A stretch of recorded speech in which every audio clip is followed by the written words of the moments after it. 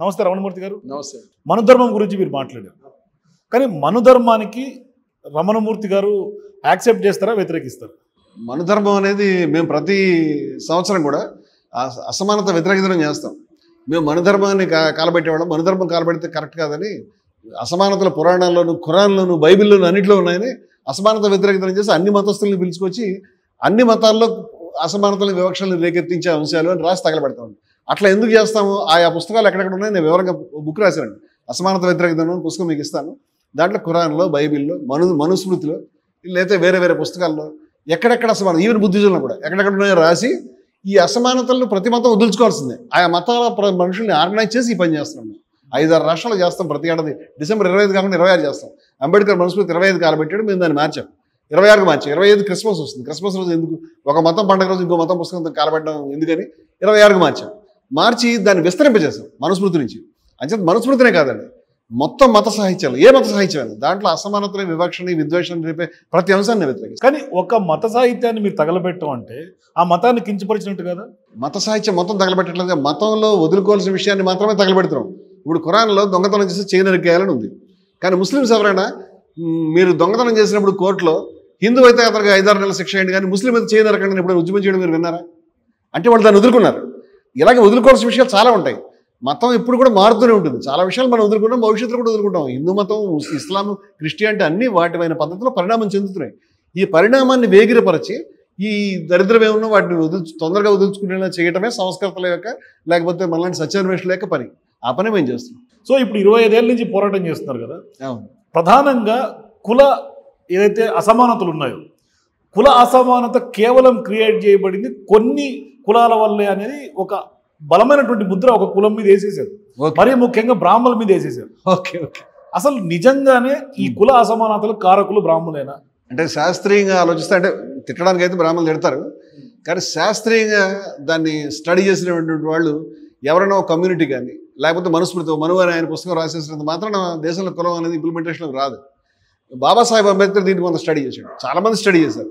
ఆయన చేసిన, అంబేద్కర్ చేసిన స్టడీ నాకు కొంచెం బెటర్గా, కరెక్ట్గా అనిపించింది. ఇప్పుడు అంబేద్కర్ చెప్పింది ఏమిటంటే మనువు కానీ బ్రాహ్మణులు కానీ ఈ కులం ఏర్పడడానికి బాధ్యులు కాదు అని ఆయన చెప్పాడు. నేను దాని పుస్తకంలో ఆయన కోట్ చేస్తూ కూడా వివరంగా రాశాను. అంటే బ్రాహ్మణులు బెయిల్అవుట్ చేయడం కాదు, అంటే కులం ఎలా ఏర్పడిందో శాస్త్రీయంగా మనం ఆలోచించేటువంటి విధానంలో ఇదైతే ఒక కమ్యూనిటీ ఇంకో కమ్యూనిటీ నేను మీకంటే ఎక్కువ మీరు ఒప్పుకోవాలంటే ఎందుకు ఒప్పుకుంటారు? వాళ్ళు ఒప్పుకోరు కదా. అంచేత ఇలా ఏర్పడలేదని ఆయన సిద్ధాంతం. ఆయన ఎలా చెప్పాడంటే కులం ఎలా ఏర్పడింది అనే దానికి ఆయన శాస్త్రీయంగా కొంత స్టడీ చేసి ఈ విధంగా కులాలు వచ్చినాయి, ఈ విధంగా ఆధిక్యతలు వచ్చినాయి. బ్రాహ్మణులు మొట్టమొదటి తలుపులు మూసుకుని వివాహ సంబంధాలని, మిగతా సంబంధాలని కట్ చేసుకున్నారు. మిగతా కమ్యూనిటీస్ వాళ్ళు ఇమిటేట్ చేసినాయి. ఈ క్రమంలో హయ్యర్ అండ్ లోవర్ ఆర్డర్స్ ఏర్పడింది. ఇట్లా కుల వ్యవస్థ అనేది ఏర్పడింది. మనుస్మృతి దాన్ని రికార్డ్ చేసింది. మనుస్మృతి పుస్తకంలో పెట్టేది మాత్రం కులం రాదు. ఆల్రెడీ ఎగ్జిస్టెన్స్లో ఉన్నటువంటి వ్యవస్థని వాళ్ళు రికార్డ్ చేసి, ఇదిగో వీడు దుర్మార్గుడు, ఈ శూద్రుడి యొక్క పెరలు కోసేయండి, ఇతను కనుక వింటే కుదరదు, ఇతను పెదాలు కోసేయండి, ఇతను గుచ్చేసేయండి, శూలం గుచ్చేయండి, బుగ్గల్లో కూర్చేయండి, తలలో కూర్చోండి, దరిద్రం అంతా రాశారు. ఇంప్లిమెంటేషన్ అప్పుడు ఉంది, మనువు చెప్తే రాదు. ఉన్నదాన్ని ఆయన రికార్డ్ చేశాడు, కోడిఫై చేశాడు, దట్స్ ఆల్ అని అంబేద్కర్ చెప్తున్నాడు. అంబేద్కర్ చెప్పిన విషయం శాస్త్రీయంగా ఉందని నేను అనుకుంటున్నాను. కానీ ఇప్పుడు ప్రధానంగా ఎందుకు వాళ్ళ మీద ముద్రపడింది అనేది నా పాయింట్. వాళ్ళు ప్రివిలేజ్డ్ సెక్షన్ అండి. బ్రాహ్మణులు అడ్వాంటేజెస్ పొజిషన్లో ఉన్నారు. వేల సంవత్సరాల నుంచి వాళ్ళకి విద్య నిరాకరించబడలేదు, వాళ్ళ విద్యలో ఉన్నారు. మిగతా కమ్యూనిటీస్లో చాలామందికి విద్య నిరాకరించబడింది. వాళ్ళు ప్రివిలేజెస్ పొందారు, సదుపాయాలు, సౌకర్యాలు, ఆధిక్యతలు వాళ్ళు అనుభవించారు. వాళ్ళు మిగతా కమ్యూనిటీస్కి చదువు లేదు, వాళ్ళకి చదువు ఉంది. వాళ్ళకి అనేక రకాలైన విషయాలు ఉన్నాయి, కానీ వాళ్ళకు కూడా లేని విషయాలు కొన్ని ఉన్నాయి. మనకి క్రిస్టియానిటీలో, ఇస్లాంలో మత గురువు, రాజు ఇద్దరు ఒకటే. ఖలీఫానే రాజు, ఆయనే మత గురువు. మహమ్మద్ ప్రవక్త రాజుగారు, అదే సమయంలో ప్రవక్త కూడా. అలాగే క్రిస్టియానిటీలో పోపు రాజుల కంటే ఎక్కువ ఆధిక్యాన్ని అనుభవించాడు. కానీ భారతదేశంలో బ్రాహ్మిన్స్ ధార్మికమైనటువంటి ఆధిక్యాన్ని అనుభవించారు, రాజు క్షత్రియుడు ఉన్నాడు. అంటే ఈ డివిజన్ ఉంది. అంటే భారతదేశంలో విశిష్టమైన స్టైల్ ఉంది.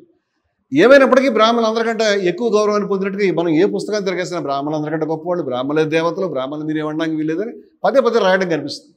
మిగతా కమ్యూనిటీస్ చాలా అమానమైన స్థితికి గురైంది. అంచేత ప్రివిలేజ్డ్ సెక్షన్ మీద వాళ్ళకి కోపం ఉండడం సహజం. ప్రివిలేజ్ సెక్షన్ ఈ ప్రివిలేజెస్ మిగతా వాళ్ళు కూడా అందేలా చేయడానికి ప్రయత్నం చేయాల్సి ఉండాల్సింది. అలా చేసిన వాళ్ళు తక్కువ మంది ఉన్నారు, చేయకుండా ఏమీ లేరు. కానీ మిగతా వాళ్ళు దాన్ని అలా ఎంజాయ్ చేస్తూ ఉండిపోయారు. అంటే అందువల్ల బ్రాహ్మణుల పట్ల మిగతా కమ్యూనిటీస్లో ఒక కోపం, ఒక ద్వేషం, లేకపోతే ఒక వీళ్ళు మీ వల్లే వచ్చింది అనేటువంటి ఒక ఆరోపణ చేయడం అంటే అందుకు జరుగుతుంది. కొంతమంది మేధావులుగా చెప్పబడే కొంతమంది కదిరే కృష్ణయ్య లాంటి వాళ్ళు బ్రాహ్మణులు రాసినటువంటి మంత్రాలని తప్పుపట్టడం, అంటే వాళ్ళని ఒక శత్రువులుగా ఈ సమాజాన్ని ప్రొజెక్ట్ చేయటం అనేది కూడా జరుగుతుంది. అంటే కదిరి కృష్ణ గారు ఏ మంత్రాన్ని అబ్జెక్ట్ చేశారో, ఆయన బ్రాహ్మణులు ఎలా తప్పటారో నాకు ఎగ్జాక్ట్ తెలియదు. ఆ పర్టికులర్ ఉదాహరణ ఉంటేనే నేను దాని మీద కామెంట్ చేయగలుగుతాను. ఆ విషయం అట్లా కాదు. అది ఏంటంటే ఇప్పుడు మన ఇద్దరం ఇక్కడ కూర్చున్నాం, కూర్చున్నా కదిరి కృష్ణ ఇక్కడ కూర్చున్నారు అనే విషయాన్ని చెప్తున్నాడు ఆయన. అర్థమైందా? తారాబలం చంద్రబలం అంటాడు. తారాబలం అంటే తారల బలం చంద్రబలం ఇట్లా చెప్పుకుంటూ వచ్చి ఆ తార అంటే నక్షత్రాల తర్వాత గ్రహాల తర్వాత కిందికి వస్తాడు. తారాబలం చంద్రబలం ఇక్కడ భూమి మీదకి వస్తాడు. భూమి మీద కూడా మళ్ళీ ఇన్ని మండలాలు చాలా ఉన్నాయి కదా, ఖండాలు. అందులో భరతఖండం ఒకటి. భరతఖండం తర్వాత జంబూ దీపం ఇది జంబూ దీపం అంటే ఇది సౌత్ ఇండియా కాదు. జంబూ దీపం అంటే ఓ పేద కెనడా దాకా ఉంటుంది ఇది. జంబూ దీపం తర్వాత భరతఖండం తర్వాత దక్షిణ భారతదేశం. ఆ ద్రవిడ దేశంలో కృష్ణా గోదావరి మధ్య భాగేన, కృష్ణా గోదావరి నదుల మధ్యన హైదరాబాద్ నివాసంలో మైక్ న్యూస్ గృహంలో కృష్ణయ్య నామధేయుడు నామధేయుని యొక్క ఉపతిష్టతి కూర్చొని అని చెప్తున్నాడు. ఇదే సంస్కృతం, ఏం లేదు. అట్లా కూడా పెళ్లి పిల్లగా అంటే ఇక్కడ భూమండలంలో చంద్రగ్రహణం మీద భూమిలో ఇన్ని అనేక దీపాలు భరత దీపం, అదే జంబూ దీపంలో భరతఖండంలో దక్షిణ భారతదేశంలో తెలంగాణ ప్రాంతంలో హైదరాబాద్లో ఈ పిల్లగాడు ఫలానా వంశస్థుడు.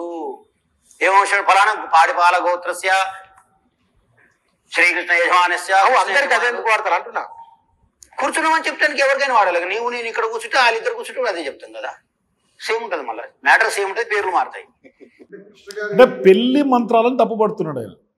అంటే బ్రాహ్మణులు దురుద్దేశంతోనే పెళ్లి మంత్రాలు రాశారు. నేను ఒక మాట చెప్తాను, అంటే దీని పక్కన పెడదాం. నేనేం చెప్తున్నానంటే ఖచ్చితంగా మన యొక్క పుస్తకాలు, మన యొక్క మంత్రాలు బ్రాహ్మణ ఆధిక్యాన్ని చాటేవి, మిగతా వర్ణాల యొక్క తక్కువదనాన్ని చెప్పేవి కోకొల్లలుగా ఉన్నాయండి. మన పురాణాల్లో కూడా ఉన్నాయి, రామాయణంలో కూడా ఉన్నాయి, లేకుండా ఏం లేదు. రామాయణంలో ఉత్తర రామాయణంలో శంభుకోత ప్రస్ఫుటంగా కనిపిస్తుంది, రామాయణంలో అంతర్లీనంగా అన్ని చోట్ల వర్ణ వ్యవస్థ కనిపిస్తుంది. మనకి ఈ వర్ణంలో బ్రాహ్మణుడు మమ దేవత, ఆయన గొప్పవాడని పదే చెప్పబడింది. అంచేత ఇది దాన్ని వ్యతిరేకించాల్సిందే. కదిరి కృష్ణ గారు దాన్ని వ్యతిరేకిస్తే నాకేం తగతలేదు, అంత మంచి పనే చెప్తున్నాడు. కానీ ఆయన ఎగ్జాక్ట్గా ఆయన ఏం చెప్తున్నారు, ఆయన అభిప్రాయం ఎలా ఉందనేది నాకు మీరు చెప్పిన భాగం నుంచి అర్థం కాలేదు. ఆ పర్టికులర్ భాగం మీద నేను కామెంట్ చేయడం. నేనేమంటానంటే ఖచ్చితంగా చాలా విషయాలు ఉన్నాయండి, తప్పేం లేదు, ఖచ్చితంగా ఖండించాల్సిందే వాటిని, అవి మారాల్సిందే కూడా. నేనేమంటానంటే వేదంలో మనకి ఇది లేదు అంటాను. వేదంలో కేవలం పురుష సూక్తం అని ఒక సూక్తం ఉంది, మీరు వినుంటారు. ముఖం నుంచి బ్రాహ్మణులు అది ఒక్కచోటే వస్తుంది. ఈ పురుష సూక్తం తర్వాత వచ్చింది, ప్రాచీనం కాదు, అర్వాచీనం అంటే తర్వాత వచ్చింది అని చాలామంది స్కాలర్స్. చివరికి అంబేద్కర్ కూడా పురుష సూక్తం తర్వాత చేర్చారు తప్పితే ఒరిజినల్ కాదు అని చెప్పారు. మీకు వేదంలో మీకు సమానత్వ సూక్తం అని చివరి క్లైమాక్స్ సూక్తం ఉంది. సంగచ్చత్వం సంవదత్వం సమూహ మనసు జ్ఞానంతో మనందరి మనసులు సమానంగా ఉండాలి, మనందరికీ సమానంగా చెందాలి ఈ సమితి, మనందరం కలిసి నడవాలి, మన మనసులు సమానంగా ఉండాలని సమానత్వాన్ని ఎత్తిపెట్టారు వాళ్ళు. ఈ పురుష సూక్తంలో ఈ మాటలు రాశారు. ఈ పురుష సూక్తం అనే దాన్ని మినహాయిస్తే మీకు దాదాపుగా వేదంలో ఎక్కడ కులం లేదు, వర్ణం లేదు. ఇప్పుడు తర్వాత పురుష సూక్తం వచ్చిందని అనుకుంటే పురుష సూక్తం ఇంపార్టెంట్, వాళ్ళకి ఇంపార్టెంట్ నాకు తెలుసు. తర్వాత అనేది స్కాలర్స్ అభిప్రాయం పక్కన పెడితే పురుష సూక్తం వేద సూక్తాల్లో ముఖ్యమైనది. అయితే దాంట్లో ఈ బ్రాహ్మణుడు ముఖం నుంచి వచ్చాడు, క్షత్రియుడు, ఇది సరైన అర్థం కాదని దయానంద సరస్వతి తను వేరే అర్థాలు రాశాడు. అది ఆమోదయోగ్యం అంటే దాన్ని ఆ స్కూల్ వాళ్ళు, ఆర్య సమాజం వాళ్ళు లేదు, బ్రాహ్మణులు అనేటువంటి వాళ్ళు కేవలం ముఖం లాంటి వాళ్ళు సమాజానికి, అంటే థింకర్స్, ఫిలాసఫీ మాట్లాడేవాళ్ళు, ఆలోచించేవాళ్ళు, చదివేవాళ్ళు, వీళ్ళు బ్రాహ్మణులు, వీళ్ళు సమాజంలో ముఖం లాంటి వాళ్ళు, మేధస్సు లాంటి వాళ్ళు, అలాగే పరిపాలించేవాళ్ళు భుజం లాంటి వాళ్ళు అని పోల్చారు తప్పితే పుట్టినట్టుగా రాయట్లేదు అనేది ఆర్య సమాజ సిద్ధాంతం. ఇది ఎవరైనా నిరూపించుకోవాలి, మాట్లాడుకోవాలి, దాని గురించి నేను మాట్లాడేది ఏం లేదు.